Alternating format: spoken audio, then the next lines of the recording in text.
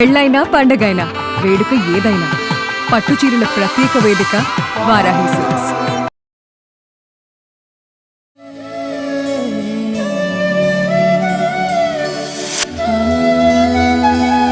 నమస్తే, welcome to Suman TV. Jayasimha ఉవాచ. నేను మీ కృష్ణవేణి. చేయాల్సిన తప్పులన్నీ చేసేసి భగవంతుని దగ్గరికి వెళ్ళి నన్ను క్షమించు దేవుడా అంటే నిజంగానే ఆ పాపం పోతుందా? కొంతమంది ఏమో పశ్చాత్తాపానికి మించిన ప్రాయశ్చిత్తం లేదంటారు. మరి అలా అయితే పూర్వజన్మలో చేసిన పాపాలు ఇప్పుడు ఎందుకు అనుభవిస్తాం? ఇలా చాలా డౌట్స్ ఉన్నాయి. వీటి గురించి జయసింహ గారి మాటల్లో విందాం. నమస్కారం జయసింహ గారు. పూర్వజన్మలో చేసిన పాపం ఇప్పుడు అనుభవిస్తాం, పశ్చాత్తాపానికి మించిన ప్రాయశ్చిత్తం లేదు, రెండు వేరువేరుగా ఉన్నాయి స్టేట్మెంట్స్. అన్ని తప్పులు చేసి నిజంగా దేవుని దగ్గరికి వెళ్ళి బాగా బాధపడుతూ క్షమించు అంటే ఆ పాపాలన్నీ పోతాయి అంటే దీంట్లో ఏం కన్ఫ్యూజన్ లేదు. పూర్వజన్మ పాపం వల్ల ఇప్పుడు కష్టాలు వస్తాయి, కన్నీళ్ళు వస్తాయి అనేది ఎంత నిజమో, పశ్చాత్తాపానికి మించిన ప్రాయశ్చిత్తం లేదనేది కూడా నిజం. అయితే ప్రాయశ్చిత్తం అని చెప్పినప్పుడు కష్టాలన్నీ తొలగించేసిందని ఎక్కడ చెప్పారు?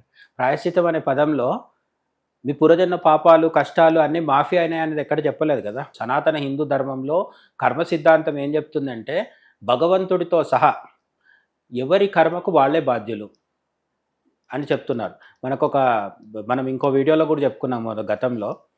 కృష్ణుడి అరికాల్లో బాణం కొట్టిన వేటగాడు ఎవరైతే ఉన్నారో అతను పూర్వజన్మలో వాలి ఈ జన్మలో జర అనే పేరుతో వేటగాడికి వచ్చి బాణం కొట్టాడు అని చెప్తారు. అయితే దీనికి పురాణాల్లో ఎక్కడ మనకు తగిన ఆధారాలు లేవు, కానీ ఒక కథ అయితే ఉంది.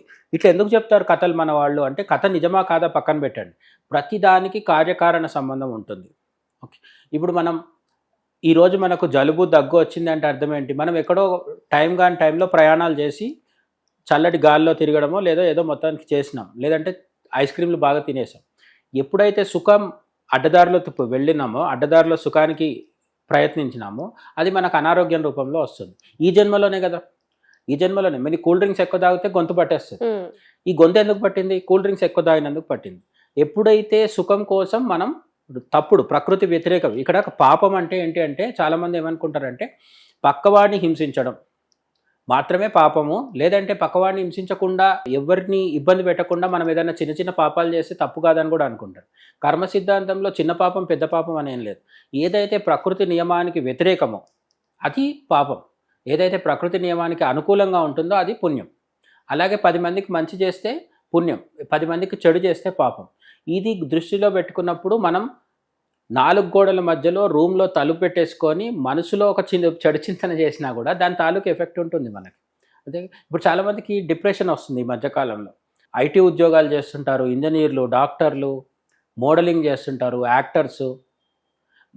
వీళ్ళకి ఎందుకు డిప్రెషన్ వస్తుంది అంటే మనసులో చెడు చింతన ఉంటుంది. ఇక్కడ చాలామంది చెడు చింతన అంటే ఏంటంటే పక్కోడిని మర్డర్ చేసేద్దాం అనుకోవడం, లేకపోతే దోపిడీ చేద్దాం అనుకోవడం. అది కాదు, చెడు చింతన చాలా రకాలుగా ఉంటుంది. ఓకే, పురాణ గ్రంథాలు తీసుకున్నప్పుడు పరస్త్రీ వ్యామోహము, పరదార వ్యామోహం అంటే పక్కవాడి భార్యని కానీ లేకపోతే పక్కింటి స్త్రీలను కానీ తన భార్య కాకుండా వేరే వాళ్ళు ఎవరితో కూడా కామ సంబంధమైన కోరికలు ఉండకూడదు అని చెప్తారు. అయితే దీనికి ఎంతమంది అతిథులు అంటే, నేను చెప్పేది ఏంటంటే నాతో సహా చాలామంది అతిథులు కాకపోవచ్చు. ఎందుకంటే ఇప్పుడున్న ప్రపంచంలో సినిమా ఉంది, టీవీలు ఉన్నాయి, వెబ్ సిరీస్లు ఉన్నాయి, పేపర్లు, న్యూస్ పేపర్ ఓపెన్ చేస్తే బొమ్మలు కనిపిస్తున్నాయి, రేడియో, టీవీ, సెల్ ఫోన్ అన్నిట్లోనూ ఉన్నాయి. ఇవి కాకుండా ఇంటర్నెట్ అనే ఒక భయంకరమైన కామపిశాచి కూడా ఒకటి. దాంట్లోకి వెళ్తే మీకు ఏదో ఒక వీడియో కనిపిస్తుంది. కాబట్టి ఎవ్వరం కూడా నిజమైన మానసికంగా కూడా జితేంద్రియత్వం లేదు, బ్రహ్మచర్యం లేదు. ఇవి లేనప్పుడు ఏమవుతుంది అంటే ఆ పాపచింతన ఏదైతే ఉందో అది మన క్రమక్రమంగా పెరుగుతూ వచ్చినప్పుడు ఒక దశకు వచ్చేసరికి అది డిప్రెషన్లోకి తీసుకుపోతుంది. మనకు అర్థం కాకపోవచ్చు, మనం మనసులోనే కదా అనుకున్నాము, తప్పేముంది, నేను ఎవరినైతే ఇప్పుడు పలానా స్త్రీ గురించి ఏదైనా ఒక రకమైన ఆలోచన ఉంది, ఆమె దగ్గరికి వెళ్ళి వీడు ఏం అనట్లేదు, వీడి వల్ల ఎవ్వరికి నష్టం లేదు, కానీ వాడికి నష్టం. అందుకని ఏం చెప్తారంటే మనోవాక్కాయ కర్మలు అని చెప్తారు. వాక్కు అంటే మాట, కర్మ అంటే పని. ఒకడిని చంపడం పని, ఒకరిని చంపుతానని చెప్పడం వాక్కు. వాళ్ళు చస్తే బాగుండు అనుకోవడం కూడా కదా.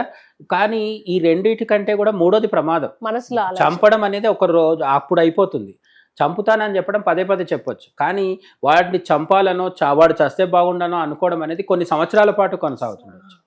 అందుకనే ఒకటి మీద ప్రతీకారం తీర్చుకుంటే ఎవరి మీద అయితే ప్రతీకారం తీర్చుకున్నారో వాడు ఒక రోజులో చచ్చిపోతాడు. వాడిని ప్రతీకారం తీర్చుకోవడానికి వీడు 10 ఏళ్ళు ఆలోచిస్తుంటాడు. ఈ 10 ఏళ్ళు వీడి జీవితం నాశనం అయిపోతుంది. అందుకని మనస్సులో మనం ఆలోచించే ఆలోచనలు, మాట్లాడే మాటలు, చేసే పనులు, ఈ మూడింటిని కూడా స్వామి వివేకానంద ఏం చెప్తారంటే ఒక 12 సంవత్సరాల పాటు మనోవాక్కాయ కర్మలు మూడింటిని శుద్ధంగా పెట్టుకొని పరిపూర్ణమైన స్వచ్ఛ జీవితం గడిపితే అతడు ఏది మాట్లాడితే దానికి ఎదుటివాడు స్పందిస్తాడు. వాక్శుద్ధి అది వాక్శుద్ధి మాత్రమే కాదు, అతనికి కర్మల్లో చేతల్లో కూడా మనసులో కూడా 3 విధాలుగా కూడా ఆయన పరిశుద్ధంగా ఉన్నాడు కాబట్టి అతని మాటకు అంత పవర్ ఉంది. అందుకే Swami Vivekananda dear brothers and sisters of America అనగానే చప్పట్లు కొట్టారు. 5 నిమిషాలు 10 నిమిషాల పాటు చప్పట్లు కొట్టారని చెప్తారు కదా. మనం అంటే ఎందుకు కొట్టట్లేదంటాం? మనం అంటే ఎందుకు కొట్టట్లేదంటే ఆ స్వచ్ఛత రావాలి. స్వచ్ఛత వచ్చినప్పుడు మామూలు మాటకైనా ఎక్కువ పవర్ ఉంటుంది.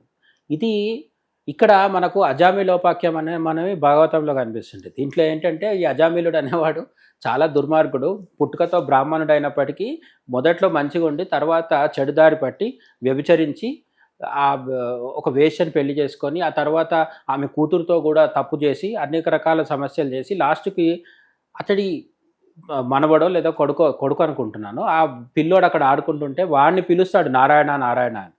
పిలిచి అలా పిలుస్తూ చచ్చిపోతాడు. తర్వాత అతన్ని విష్ణుదూతలు వచ్చి తీసుకెళ్లారని చెప్తారు.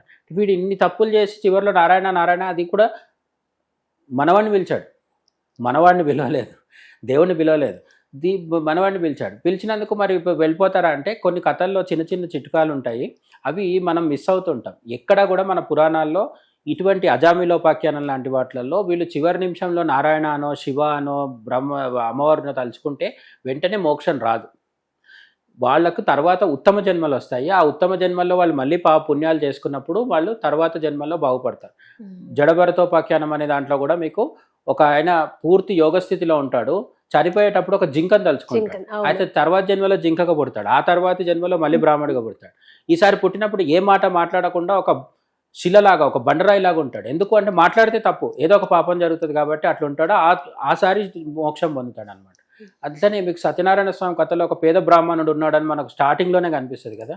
చాలామందికి పూర్తిగా చదవకుండా ఉంటే తెలిసేది ఏంటంటే ఈ పేద బ్రాహ్మణుడు సత్యనారాయణ వ్రతం ప్రతిరోజు చేస్తూ తన జీవితం మొత్తం గడిపిన తర్వాత ఆ తర్వాత జన్మలో దశరథుడిగా పుట్టారని కొన్ని చోట్ల ఉంది. దశరథుడిగా అతన్ని జన్మించాడని కొన్ని చోట్ల ఉంది. ఇది వాల్మీకి రామాయణంలో కాదు. ఇది కరెక్టా ఒప్ప పక్కన పెడితే మన పురాణాలు ఎక్కడ కూడా మోక్షం డైరెక్ట్గా ఇవ్వవు. జ్ఞానం ఉంటేనే మోక్షం వస్తుంది. ఆ జ్ఞానం రావాలి అంటే పాపం పోవాలి. ఈ పాపం పోవాలి అంటే మనం మంచి కర్మలు నిస్వార్థంగా చేయాలి. కర్మణ్యవాధికారస్తే అంటాడు కదా. మనం కర్మ చేసి కర్మ ఫలితాన్ని దేవుడికి అర్పించినప్పుడు మాత్రమే మనకు పరిశుద్ధత వస్తుంది.